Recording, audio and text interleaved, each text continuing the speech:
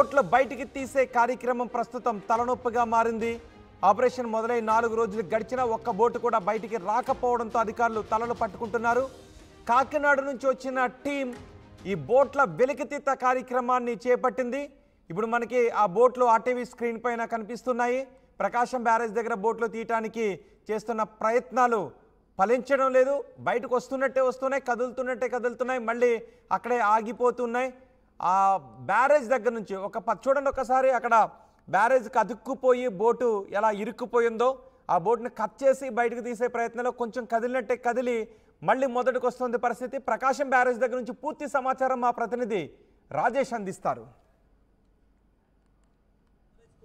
బోట్లకు సంబంధించినటువంటి పనులు పూర్తిగా మళ్ళీ మొదటికి వచ్చాయని చెప్పాలి. ఎందుకంటే నిన్న సాయంత్రం బయటకు వచ్చినటువంటి ఆ బోటు ఈరోజు బయటికి ఎట్లయినా తీయాలనుకున్నారు, కానీ ఆ బోటు కాస్త నీటిలో మునిగిపోయిన పరిస్థితి. ఒకసారి ప్రకాశం బ్యారేజ్ వద్ద ఉన్నటువంటి తాజా పరిస్థితి చూస్తారు. ఎందుకంటే పూర్తిగా మొదట యాక్చువల్గా ఈ టైంకి సాయంత్రం నాటికి ఈ బోటు బయటికి తీయాలనుకున్నారు, మొదటి బోటు బయటికి తీయాలనుకున్నారు, కానీ అది పూర్తిగా నీట మునిగినటువంటి దృశ్యాలు మనకు కనబడి కేవలం పైన ఐరన్ మాత్రమే కనబడుతుంది మనకు. అక్కడి ఇదంతా కూడా బోటు మునిగిపోయిన ప్రాంతం.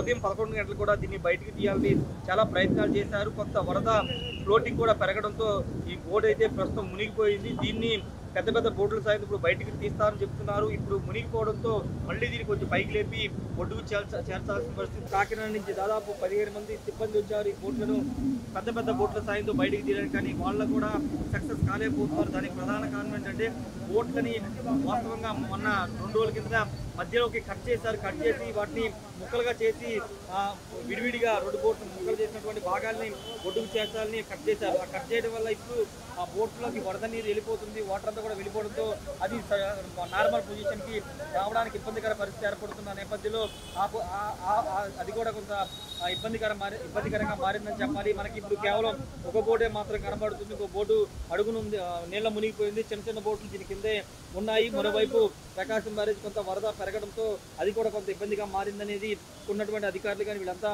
చెబుతున్న సిచ్యువేషన్. ఇది పూర్తిగా దీన్ని అయితే ఇప్పుడు రోడ్డుకు టచ్ చేయలేదు. వాస్తవంగా నిన్న నార్మల్ పొజిషన్ తెచ్చినటువంటి బోటు మాత్రం బయటికి తీయాలనుకున్న అది మాత్రం సాధ్యం కాదు. పూర్తిగా నీట మునిగినటువంటి పరిస్థితి అయితే ఉంది. మరోవైపు వేరే ప్రయత్నాలు, వేరే మార్గాలు కూడా అన్వేషిస్తున్నట్టు తెలుస్తుంది. ఇంకా వేరే రకంగా ఏదైనా తీయడానికి సాధ్యమవుతుందా, ఇంకా వెయిట్ ఎక్కువ ఉన్నటువంటి బోట్లను తీసుకొచ్చి వాటి సాయంతో బయటికి తీయడానికి ప్రయత్నాలు అయితే చేస్తున్న పరిస్థితి అయితే కనబడుతుంది. అంటే ఎన్నడూ లేని సిచ్యువేషన్ ఇప్పుడు ప్రకాశం బ్యారేజ్ వద్ద కనబడుతుంది. బోట్లు కొట్టుకు రావడం, బోట్లు తీయడానికి చాలా శ్రమించి రావడంతో ఏం చేయాలో తెలియని పరిస్థితిలో అధికారులు అయితే ఉన్నారని చెప్పాలి. ప్రస్తుతానికి ఆపరేషన్ అయితే ఆపేశారు.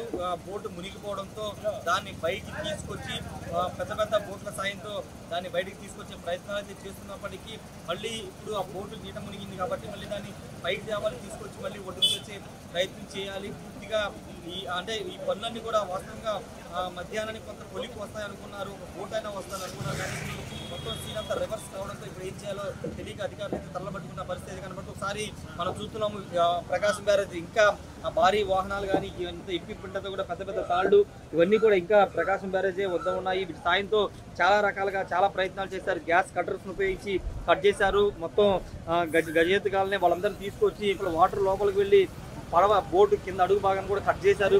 కట్ చేసినప్పటికీ ప్రయోజనం లేకుండా పోయింది. భారీ క్రేన్లు కూడా ఇక్కడే ఉంచారు. వాటి సాయంతో కూడా మనం తీయడానికి ప్రయత్నాలు చేశారు. ఇప్పుడు ఇవన్నీ వర్కౌట్ కాకపోవడంతో ఇప్పుడు వేరే మార్గాలు అన్వేషిస్తున్నట్టు తెలుస్తుంది. అధికారులు వస్తున్నారు, చూస్తున్నారు తప్పించి వాళ్ళు ఏమీ చేయలేని పరిస్థితి. చూడొచ్చు ఎంతంత భారీ యంత్రాలు ఇక్కడ వీటిని తీయడానికి ఉపయోగిస్తున్నారు. వీటి వల్ల దేనివల్ల కూడా అవని పరిస్థితి మనకి ఇక్కడ నెలకొందని చెప్పాలి. పొజిషన్ చేంజ్ చేసుకోవడం అది సాధ్యపడలేదు. ఈరోజు మధ్యాహ్నం తీయడానికి ప్రయత్నాలు చేసినప్పటికీ ఇవి వర్కౌట్ కానీ పరిస్థితి కనబడుతుంది. మరోవైపు ప్రకాశం బ్యారేజీకి ఉదయానికంటే ఇప్పుడు కొంత ఫ్లో పెరిగింది. అదేవిధంగా శ్రీశైలం నుంచి కూడా వాటర్ రావడం, నాగార్జున సాగర్ నుంచి కూడా వరద నీరు వస్తున్న నేపథ్యంలో కొంత అది కూడా ఇబ్బంది కలిగించే అంశంగా కనబడుతుంది. ఏదేమైనప్పటికీ అనేక ప్రయత్నాలు చేస్తున్నప్పటికీ బోట్లు మాత్రం బయటికి రావట్లేదు. ప్రకాశం బ్యారేజ్ వద్దే ఉన్నాయి. ఒక బోట్లు మాత్రం కదిలించగలిగారు, కానీ ఆ బోట్ ఈరోజు మళ్ళీ నీటిలో మునిగిపోవడంతో మళ్ళీ దాన్ని ఏ విధంగా తీయాలని చూస్తున్నారు. ఏదేమైనప్పటికీ ఈ బోట్ల ఆపరేషన్ అనేది అంటే రకరకాలుగా మారుతుందని చెప్పాలి. ఒకసారి తీసేయడానికి బయటకు వచ్చినప్పటికీ మళ్ళీ అది పొజిషన్ మారిపోవడం, నీళ్ళ మునిగిపోవడంతో ఇప్పుడు అధికారులు వేరే మార్గాలు అన్వేషిస్తున్నారు. పెద్ద పెద్ద బోట్లను తీసుకొచ్చి వాటి సాయంతోనే నీళ్ళలోంచి బయటికి తీసుకొచ్చేందుకు అయితే ఏర్పాట్లు చేస్తున్నారు. మరి చూడాలి ఈ రోజుకి అవుతుందా లేదా. ప్రస్తుతానికి అయితే 2 బోట్లు కూడా ఇక్కడ ఉన్నాయి. 2 బోట్లు కింద మొదట ముందు ఆ పెద్ద 2 బోట్లు బయటకు తీస్తేనే మిగతా 2 చిన్న బోట్లు బయటకు వచ్చే అవకాశం అయితే కనబడుతుంది. కెమెరా పర్సన్ శ్రీనివాస రాయేష్ టీవీ విజయవాడ నుండి.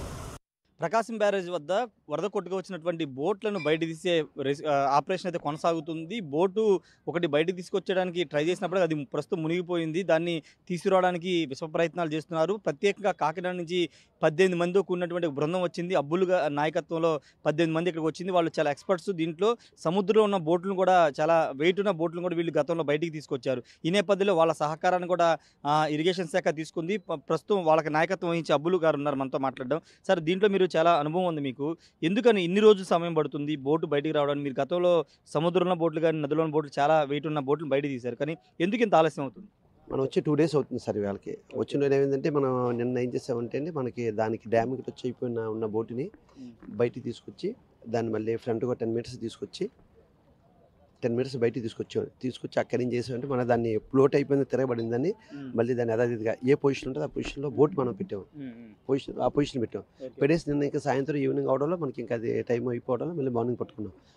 అక్కడి నుంచి ఒక 20 meters మామూలుగా మళ్ళీ ఫ్రంట్ తీసుకొచ్చామండి. వేళ చూసుకున్న కింద మామూలు పెద్ద పెద్ద రాళ్ళు ఏంటంటే ఆ స్లోప్ టైప్లో రాళ్ళు ఉండేవాళ్ళు.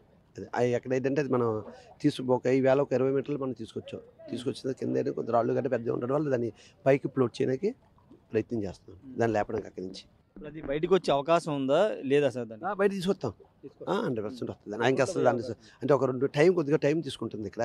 అంటే కొద్దిగా మన వాటర్ ఎక్కువగా ఉండడం వల్ల నెక్స్ట్ ఏమైనా డ్యామ్ దగ్గర ఉండడం వల్ల కొద్దిగా వాటర్ కింద ఫ్లోట్ అవుతుంది కదా, దానివల్ల కొద్దిగా తప్పని తీసుకురావడంలో మాత్రం ఏం సందేశించిన పని లేదు. 100% వస్తాయండి. ఏం వస్తుంది దానికోసం అయితే లేదు. గతంలో మీరు అంటే ఎన్ని టన్నుల వరకు మన బోట్లను బయట తీశారు సార్? మేము యాక్చువల్గా ఏంటంటే బెలూన్స్ మీద చేస్తూ ఉంటాం. 100% మేము బెలూన్స్ మీద మామూలుగా 1500 టన్ను, 1800 టన్ను, 500 టన్ను చాలా పెద్ద అని చేస్తుంటాం. డైరెక్ట్గా సీలోంచి మన పైకి లాగడం, కిందకి దింపడం అని మా వర్క్. మెయిన్ వర్క్ మాది మామూలుగా ఏంటంటే బెలూన్స్ మీద మేము వర్క్ చేస్తూ ఉంటాం. బెలూన్ మీద లాగడం, దింపడం అని మా వర్క్. ఇప్పుడు ఇక్కడ వర్కౌట్ అవ్వలేదా బెలూన్ సంబంధించి? బెలూన్స్ ఇక్కడ ఏరియాలో మనం పెట్టడానికి అది కట్టే ఇక్కడ కింద రాళ్ళు కదండి, రాళ్ళు మీద ఏముందంటే బెలూన్ ఎగిరితే ఏముందంటే రాయమ్మ దాన్ని బద్దలు కొట్టడం చూస్తుంది. మెయిన్ అండి.